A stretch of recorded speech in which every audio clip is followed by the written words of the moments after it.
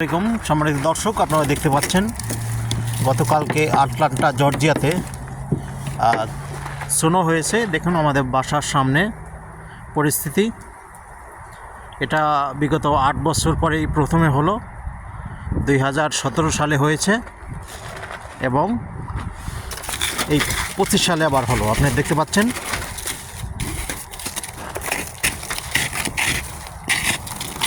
এই যে দেখুন ভিউয়ার্স, এটা কিন্তু আইসটা হচ্ছে আপনার, এটা যখন শুকিয়ে যাবে তখন ঠিক ফ্লাওয়ারের মতো, মানে আটার মতো হয়ে যাবে আর কি, যেরকম ময়দা সেরকম হয়ে যাবে। তো আপনারা দেখতে পাচ্ছেন এটা হচ্ছে ইউনাইটেড স্টেটের আটলান্টা জর্জিয়া স্টেটের।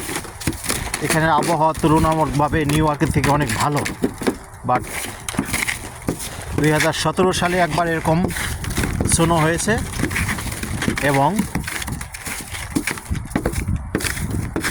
এখন আবার হলো। সো আপনারা দেখতে পাচ্ছেন আমার চ্যানেলের নাম আছে স্মার্ট ট্রাভেলার। আমি পৃথিবীর বিভিন্ন দেশের ভিসা সংক্রান্ত বিষয়ে আমি স্টাডি ও গবেষণা করি। সো আপনারা কীভাবে ফার্স্ট ওয়ার্ল্ড কান্ট্রির ভিসা পেতে পারেন এ বিষয় নিয়ে আমি অনেকগুলো ভিডিও ছেড়েছি। আপনারা যদি কিছু ক্রাইটেরিয়া অবলম্বন করেন, কিছু ডকুমেন্ট ম্যানেজ করেন, দেন আপনারা নিজে নিজে অ্যাপ্লাই করে পৃথিবীর বিভিন্ন দেশের ফার্স্ট ওয়ার্ল্ড কান্ট্রির ভিসা নিয়ে মুভ হয়ে যেতে পারেন।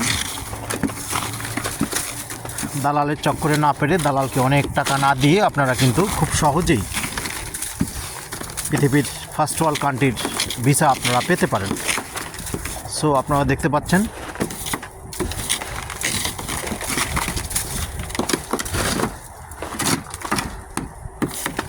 যারা টারজান ভিসা দিয়ে ইউএসএ আসতে চান, আমি তাদেরকে বলবো যে আপনারা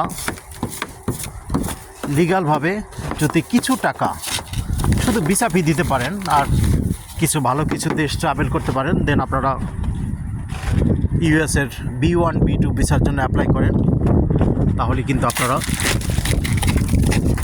খুব সহজেই ভিসাটা পেয়ে যেতে পারেন। তবে আপনারা যদি ভিজিট ভিসায় আসেন, ইউএসের B1 B2 ভিসা যেটা বিজনেস ট্যুরিস্ট, এটা 5 ইয়ার্স মাল্টিপল ভিসা দেয়। দ্যাট মিন্স একাধারে এসে আপনারা 6 মান্থ স্টে করতে পারবেন। কিন্তু বর্তমান প্রেক্ষাপটে ইউএসের B1 B2 ভিসা দিয়ে আপনারা লিগ্যাল হওয়াটা খুবই টাফ।